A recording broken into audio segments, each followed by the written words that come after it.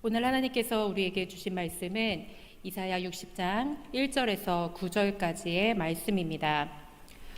구약성경 1040쪽 이사야 60장 1절에서 9절까지의 말씀을 저와 여러분이 교독하도록 하겠습니다.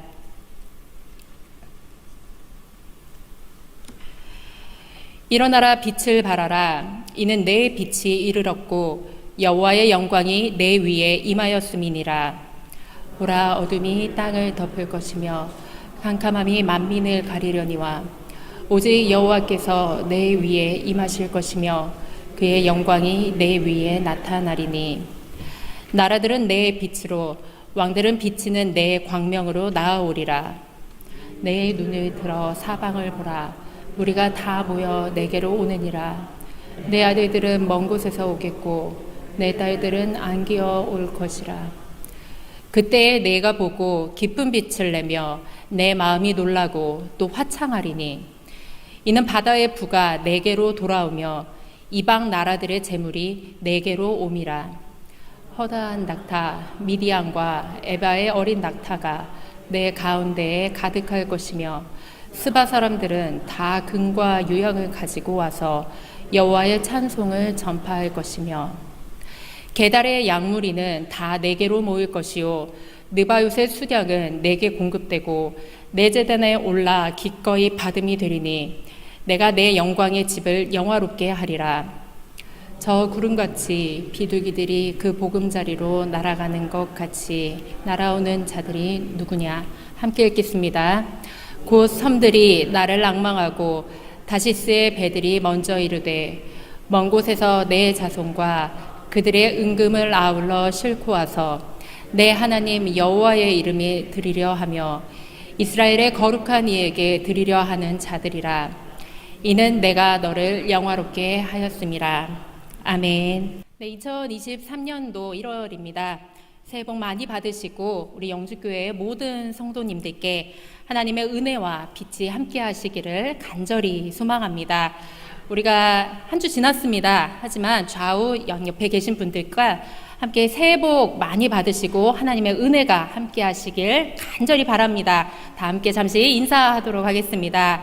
하나님의 은혜가 함께 하시길 소망합니다. 새해 복 많이 받으십시오. 네, 감사합니다.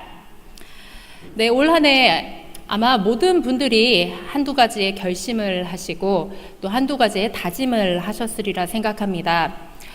1월 첫 주 항상 뉴스를 보면은 올해 새해 소망 키워드 내지는 올해 새해 다짐들에 대해서 이렇게 순위가 매겨지는 것을 아마 보셨으리라 생각합니다. 대부분의 분들이 새해 소망을 결심하시거나 아니면은 결심 그리고 내가 꼭 이루겠다 하는 이제 다짐을 말씀을 하실 때 가장 많이 말씀하시는 것이 개인의 건강, 가정의 화목, 일터의 평안함 등을 아마 말씀하시리라 생각합니다. 성도님들의 새해 결심과 다짐도 거의 비슷하게 우리가 가지고 있으리라 생각합니다. 이와 더불어서 오늘 수요예배 말씀을 통하여서 우리는 새해 개인의 소망뿐만이 아니라 그리스도인으로서 그리고 우리가 교회에서 한 가족으로서 영적인 공동체로서 함께 주님의 소망을 꿈꿔야 되는데 그 소망을 우리가 어떻게 말씀을 통해서 생각해 보아야 할지 이것에 대해서 말씀을 통해서 우리가 함께 상고하려 합니다. 제가 누누이 그리고 여러 번 말씀을 드리기도 하였고 또한 우리 다음 세대에게 항상 이야기를 하는 것이 있습니다. 우리의 인생은 사건과 사건의 연속이 아닙니다. 물론 우리의 인생은 시간의 흐름에 따라서 여러 가지 사건으로 이루어진 것이 맞기는 하지만 우리가 하나님 앞에서 그리스도인의 인생을 살펴볼 때에는 사건론적 관점에서 보는 것이 아니라 이것이 어떻게 해석해야 되는가, 하나님 앞에서 어떠한 의미를 가지고 있는가, 해석학적 관점에서 의미론적 관점에서 내 인생을 조망하는 것이 필요합니다. 이러한 것에서 살펴봤을 때 오늘 우리가 함께 읽은 이사야 60장 1절에서 9절의 말씀은 이 신년에 우리가 꼭 붙잡아야 하는 말씀 중에 하나입니다. 이사야서의 후반부로 갈수록 이사야의 어떠한 장이든지 첫 절은 모든 그리스도인들에게 굉장히 익숙하고 유명한 말씀입니다. 우리가 함께 읽은 이사야 60장도 제외가 아닙니다. 그런데 우리는 오늘 우리가 읽은 이사야 60장에서 하나님의 큰 명령 두 가지를 같이 상고하려고 합니다. 하나님의 첫 번째 명령은 이사야 60장 1절 말씀에 있습니다. 우리가 다 함께 읽어보도록 하겠습니다. 일어나라 빛을 발하라. 이는 내 빛이 이르렀고 여호와의 영광이 내 위에 임하였음이니라. 아멘. 일어나라. 빛을 발하라. 이 말씀은 명령형입니다. 이사야는 남유다, 그러니까 이스라엘이 두 개의 나라로 분열이 되었을 때 북이스라엘과 남유다 두 나라 중 남유다의 선지자였습니다.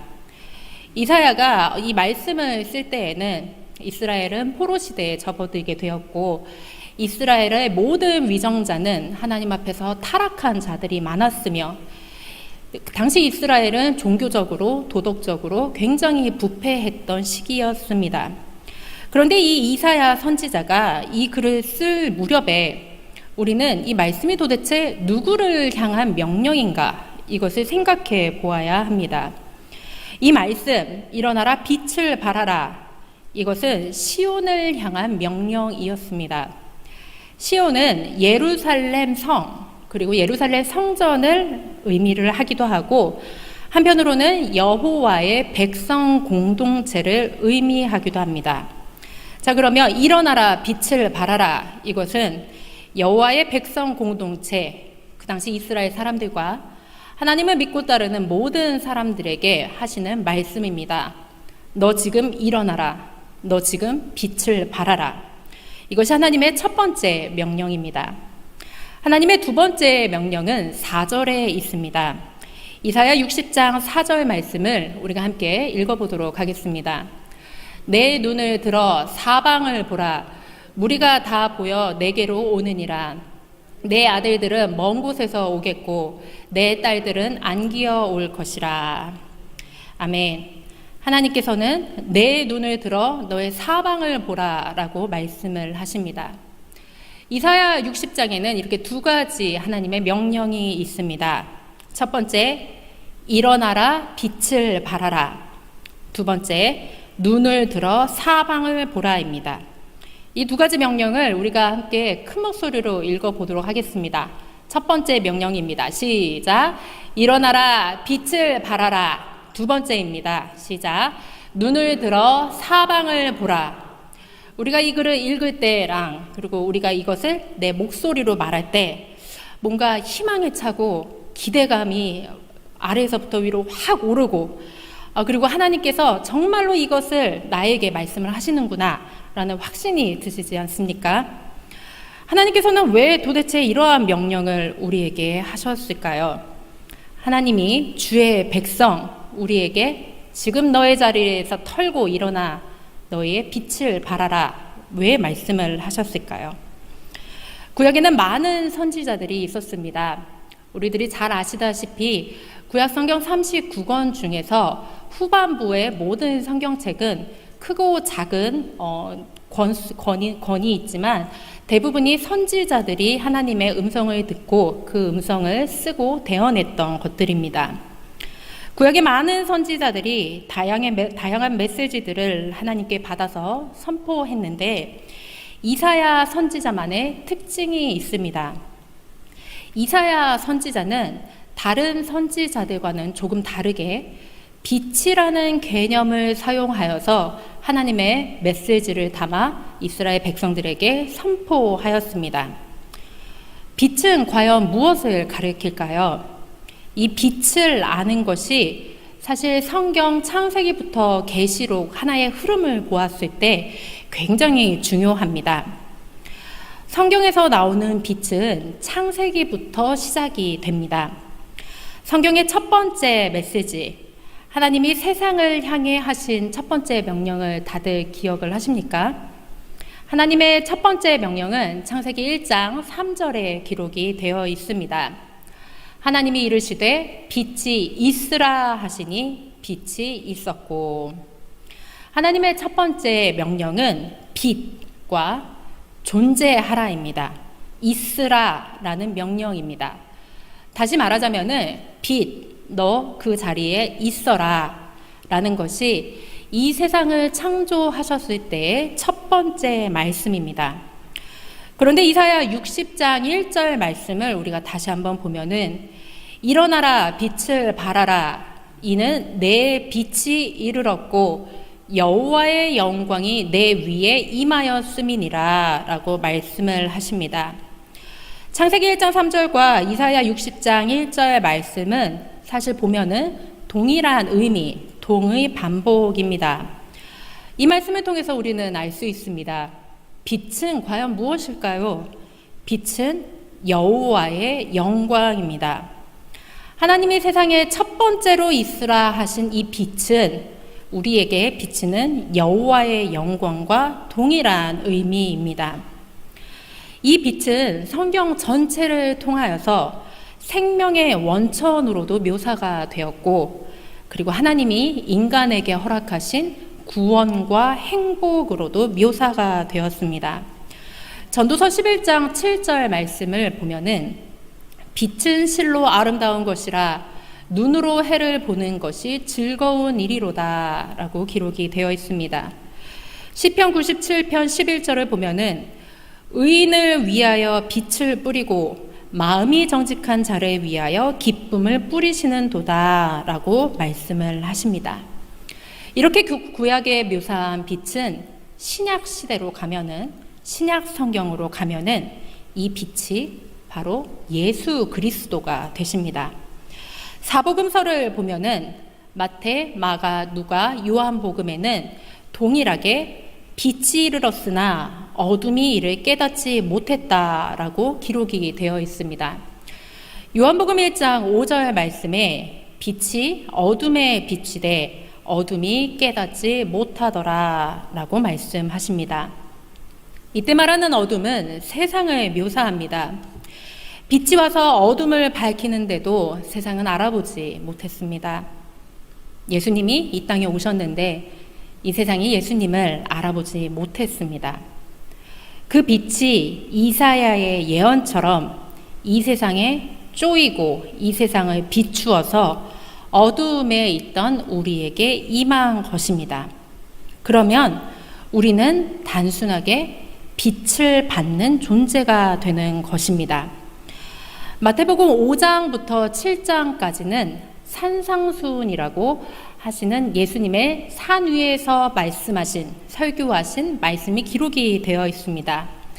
너무나 주옥 같은 말씀인데 그 중에 우리가 가장 잘 아는 말씀 중에 하나는 너희는 세상의 빛이라 라고 예수님이 말씀하십니다. 너희는 세상의 소금이고 너희는 세상의 빛이라. 그리고 그 빛이 이르렀고 그 빛을 받은 너희들은 세상의 빛이 되거라. 빛이 되어야만 한다. 예수님이 말씀을 하십니다. 신약시대까지 넘어오면은 이제 그 빛에 대해서, 창세기부터 기록된 빛의 의미에 대해서 우리는 알 수 있습니다. 하나님의 영광, 하나님은 빛 그 자체이셨습니다. 예수님은 빛으로 이 세상에 오셨습니다. 그리고 또 하나, 우리는 원래 빛이 아닙니다. 빛이 아니었었고 우리는 원래 빛이 될 수도 없습니다. 그러나 우리는 빛을 투영한, 빛을 반사하는 존재로 세상에 존재해야 합니다. 에베소서 5장에는 이 빛을 그래서 이렇게 설명을 합니다.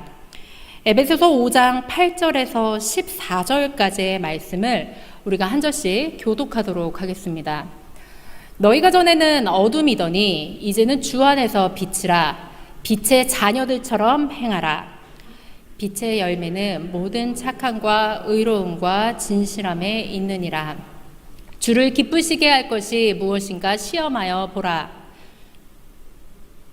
너희는 열매 없는 어둠의 일에 참여하지 말고 도리어 책망하라. 그들이 은밀히 행하는 것들은 말하기도 부끄러운 것들이라. 그러나 책망을 받는 모든 것은 빛으로 말미암아 드러나나니 드러나는 것마다 빛이니라. 함께 읽겠습니다. 그러므로 이르시기를 잠자는 자여 깨어서 죽은 자들 가운데서 일어나라. 그리스도께서 너에게 비추이시리라 하셨느니라. 아멘. 너희가 전에는 어둠이더니 이제는 주 안에서 빛이다. 우리는 스스로 발광체가 될 수 없습니다.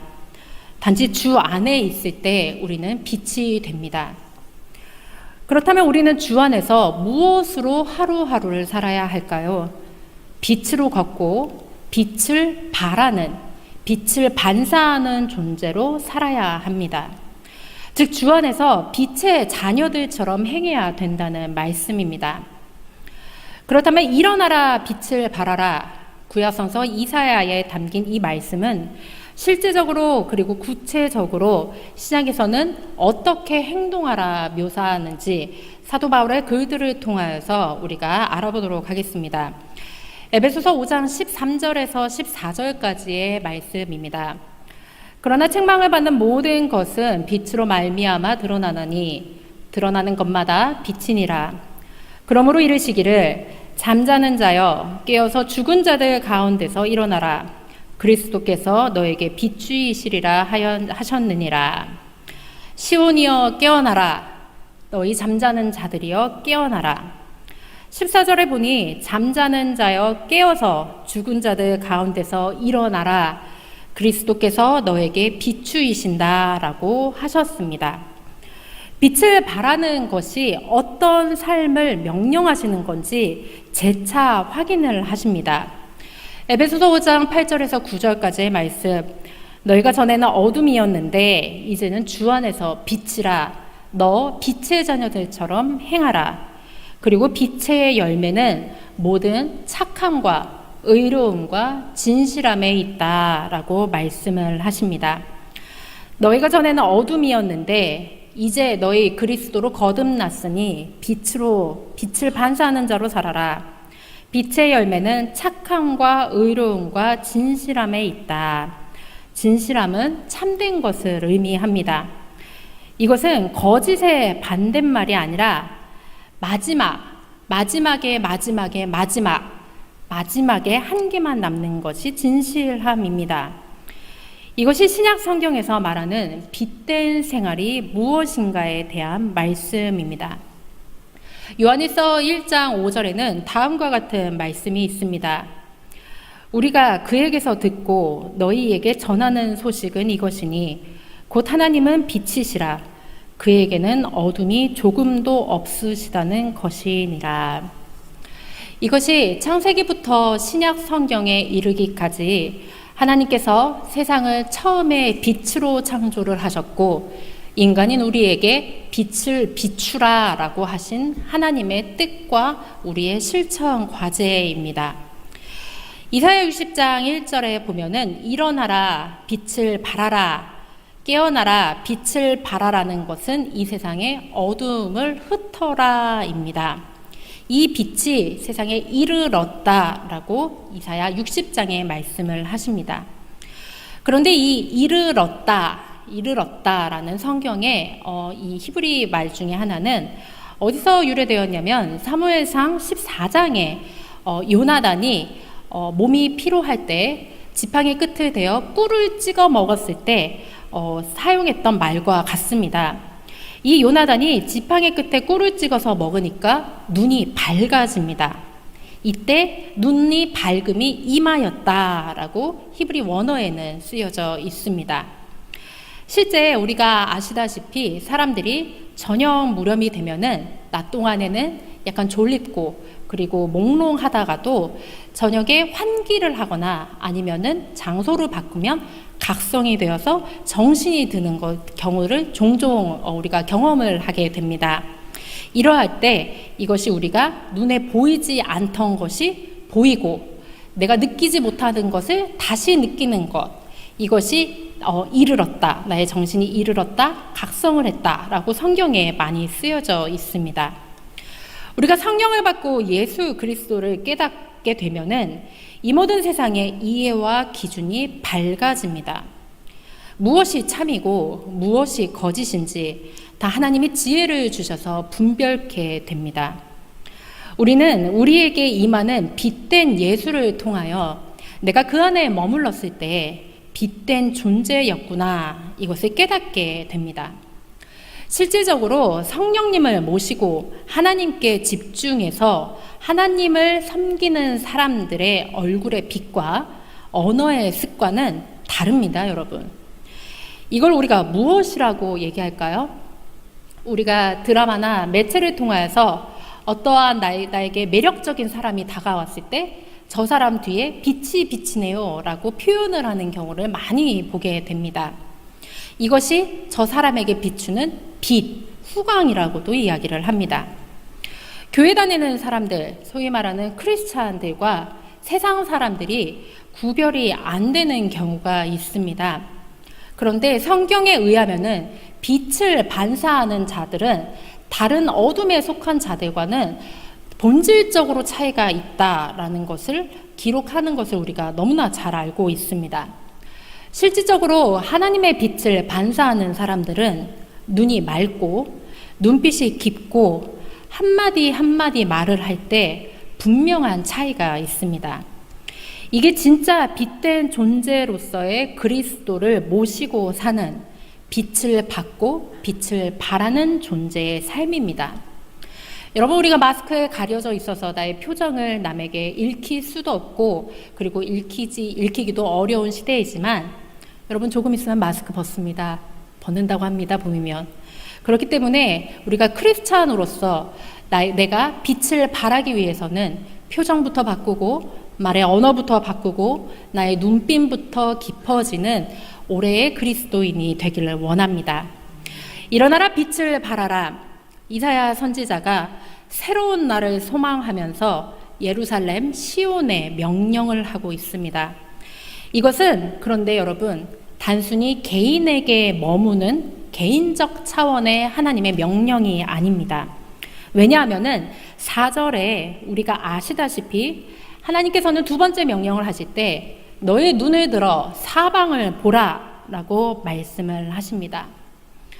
성경이 말하는 빛, 하나님이 말씀하시는 빛은 고작 내 마음 하나를 수련하고 내 마음 하나 위로하고자 하는, 내 마음을 편하게 하는 고이는 은혜가 아닙니다. 하나님의 빛의 은혜는 생명력이 있어서 힘 있는 물처럼 흐르고 흘러서 바다를 향해 가야 합니다. 하나님의 빛의 은혜는 그렇기 때문에 사랑도 흘려보내고 은혜도 흘려보내고 물질도 흘려보내야 합니다. 눈을 들어서 하나님께서 사방을 보라 말씀하신 것은 시편에도 동일하게 말씀을 하십니다. 눈을 들어 산을 보라, 나의 도움이 어디서 올꼬. 이것은 하나님의 은혜와 권위 안에서 너의 앞날과 너뿐만이 아니라 너를 둘러싼 사방에서 퍼지는 하나님의 빛의 은혜를 너희가 바라보아라 라는 말씀입니다. 하나님의 명령에 따라서 2023년도에는 눈을 들어 사방을 바라보시길 원합니다. 우리는 한편으로는 눈을 들어 사방을 바라보고 꿈을 꾸고 비전을 가지라는 말이 세상적으로 탐욕적일 수도 있고 너무 자기중심적이고 욕심에 갇혀서 사용하는 단어가 아닌가라고 생각을 할 수도 있습니다. 하지만 하나님께서 말씀하신 너희 눈을 들어 사방을 보라는 먼 곳까지, 땅끝까지 이르는 하나님의 뜻을 향해서 너의 눈을 들어야 한다라는 말씀이십니다. 그렇다면 우리의 눈을 들어서 사방을 볼 때 우리는 어떠한 광경을 바라볼 수 있을까요? 그 말씀은 이사야 60장 5절에서 9절까지 기록이 되어 있습니다. 5절 말씀입니다. 그때 내가 보고 기쁜 빛을 내며 내 마음이 놀라고 또 화창하리니 이는 바다의 부가 내게로 돌아오며 이스라엘의 재물이 내게로 옴이라. 6절입니다. 허다한 낙타 미디안과 에바의 어린 낙타가 내 가운데에 가득할 것이며 스바 사람들은 다 금과 유향을 가지고 와서 여호와의 찬송을 전파할 것이며 라고 말씀을 하십니다. 여기서 5절에 말씀하신 이방 나라의 재물이 온다는 것은 이 세계의 모든 열방이 시온에 계시는, 시온성에 계시는 여호와께로 달려오고 있다라는 것을 말씀을 하십니다. 하나님께서는 우리에게 약속하셨습니다. 때가 이르게 되면은 모든 것이 하나님이 머무시는 시온으로 향하여 달려올 것이다 라고 말씀을 하십니다. 하나님이 약속하신 것은 이루어질까요? 이루어지지 않을까요? 그때와 시기는 우리가 알 수 없으나 하나님이 말씀하신 하나님의 약속은 반드시 이루어집니다. 그것이 우리가 이 세상에 머무는 시간 안에서 이루어질 수도 있지만 하나님의 약속은 우리와의 시간에 관계없이 언젠가 이 세상 안에서 반드시 이루어집니다. 하나님이 이미 눈을 들어 사방을 보라 하신 이유는 그 빛된 존재들이 다가오는 하나님의 예비하신 놀라운 복을 경험하도록 하나님이 이미 전부 다 계획을 하셨다는 것입니다. 하나님은 계획의 달인이십니다. 하나님이 짜놓으신 이 판에서 어느 것 하나 어긋나지 않고 하나님의 약속한 시간에 반드시 이루어집니다. 하나님이 태초에 이 모든 것을 약속하시고 계획하실 때 우리는 더디 알고 우리는 둔하여 눈이 맑지 못하여 잘 깨닫지 못하지만 우리가 어리고 알지 못할 그때에도 하나님은 여전히 우리에게 몰려들어올 은총과 우리 앞으로 다가올 하나님의 은혜의 복을 준비하기 위해서 꾸준히 일하시고 지금도 역사하고 계십니다. 그렇기 때문에 이 세상 모든 것들이 하나님께로 달려올 때 우리 영주교회가 그리고 우리의 개인이 눈을 들어 사방을 보아서 모든 것이 하나님의 시간대로 흘러가는 것을 반드시 확인해야 됩니다.